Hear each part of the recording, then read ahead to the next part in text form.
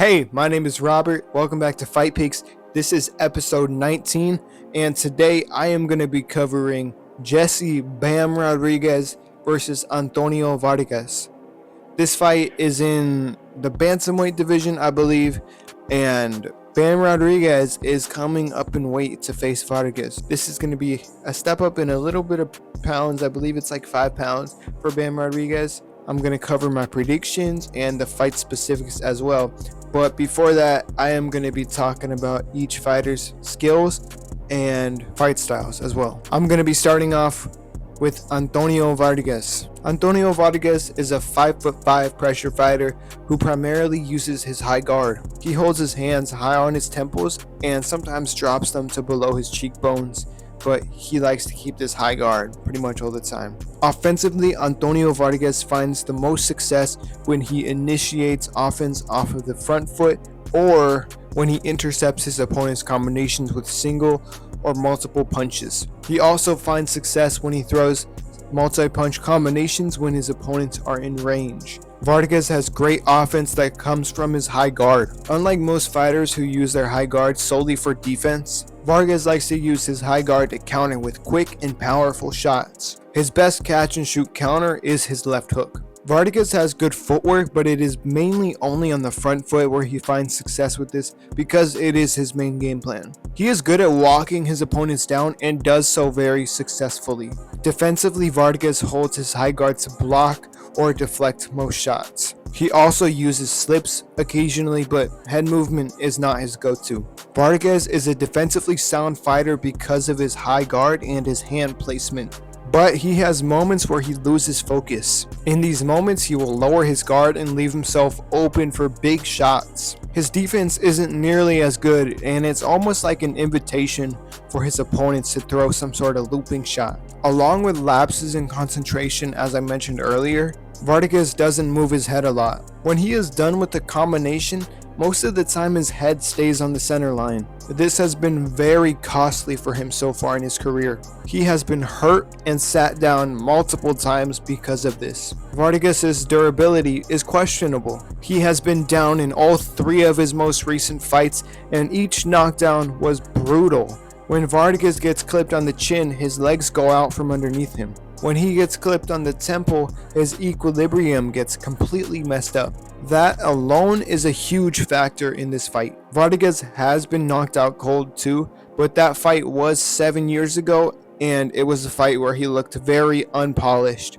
He is much better now for sure though. Now I'm going to be covering Bam Rodriguez' fight style and some of the things he does wrong, which is not many to be honest. I think only one critique I had. He's an elite fighter. Anyways, let me try not to glaze him too much. Jesse Bam Rodriguez is a 5'4" southpaw pressure fighter and counterpuncher that fights in many different ways. Bam can box with power, counter with precision, or walk you down with aggression, all within the same fight. Recently, due to style matchups, Bam has been walking down his opponents and focusing on effective offense. Bam holds his guard in many different ways. He prefers his high guard. In this guard, he holds his hands firmly against his temples and walks his opponents down as well. He also switches between a Philly shell and a traditional guard, but he only really does this when he feels comfortable in a fight. Offensively, Bam Rodriguez finds success with all variations of punches, but he lands the cleanest with his counters. His counters come in many different ways. He likes to slip and counter and use his footwork as well to make openings so he can counter. Bam is always in a position to counter you, as long as he is in range. Even when his hands are glued to his chin, his hand speed is so fast that he can still counter you with a precise shot. Bam is a great body puncher, and he builds a lot of his long-term success in fights with these kind of shots. Because he lands body shots early into fights, they always add up.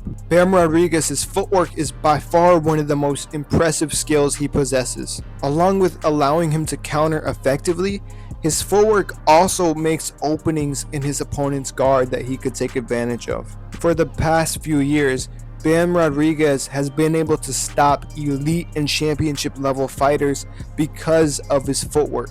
In close quarters, he could step to the side and lands something on your chin that connects with devastating power that you wouldn't have ever expected. He stopped Martinez, Cafu, Estrada, and Guevara, all with counters that came because of his footwork.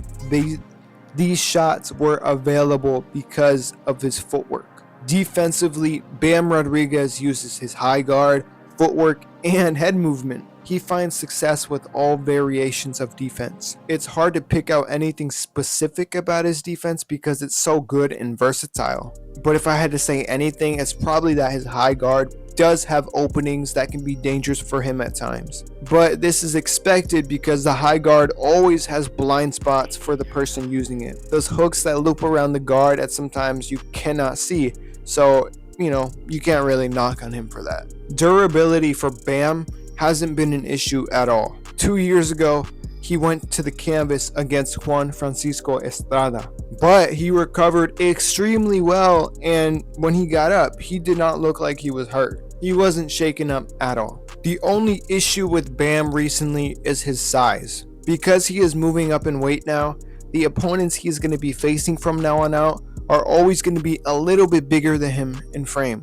And that's just a natural advantage that they're probably all going to have over him. Luckily for Bam Rodriguez, skills do pay the bills. For example, look at Terrence Bud Crawford moving up to fight Canelo Alvarez. Okay, now I'm going to be covering my predictions and the fight specifics for this fight right here, for this matchup.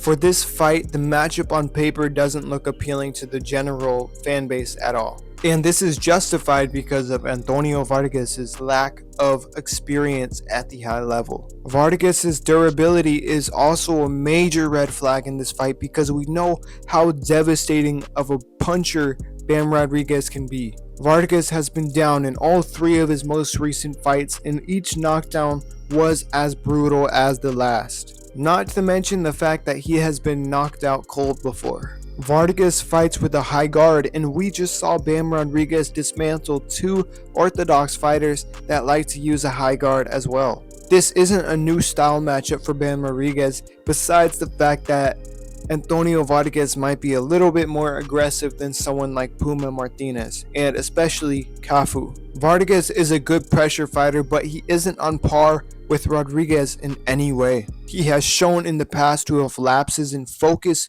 which have led to scary moments for him. He also keeps his head on the center line, which is not a good habit to have at all if you are going to face someone like Bam Rodriguez, who is always capable of landing on your chin. Just straight out, I feel like Vargas will have some early moments like Puma Martinez had against Bam Rodriguez, but that's just because it's a fight. As long as you are in a fight, you are expected to get hit a few times. For that reason, he will find some success, but it's not going to be any fight determining success. He will eventually get stopped by the pound for pound fighter in Bam Rodriguez. This fight will be domination from Bam Rodriguez, and I believe he will get it done in the 5th round. Vargas gets chin checked early in fights sometimes as well, so that is another factor to consider.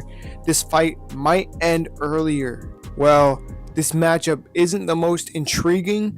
I enjoyed studying the fighters' skill sets, especially Antonio Vargas, because I didn't really know much about him. It was fun studying Bam Rodriguez, but with a guy that's so good as him, it's almost hard to study him because there's so much you could write about and talk about. For this fight right here, I just do not think it's a good fight. If Antonio Vargas was fighting someone else, hell, if he was fighting a Puma Martinez, the guy who Bam Rodriguez just beat, I'd be intrigued. But because he's fighting the pound for pound number 3 fighter in Bam Rodriguez, it's kind of disappointing because you know how this fight's gonna go. Of course, Vargas has a puncher's chance, but I really don't think that's an issue here because Rodriguez he's so good. I do not think he has a chance to win this fight, unfortunately. Thank you guys for watching. Let me know who y'all got. Are y'all gonna pick the underdog here? If you do, let me know why. That's really interesting. But I just hope this is a good fight, and I hope Vargas shows us something that we've never seen before.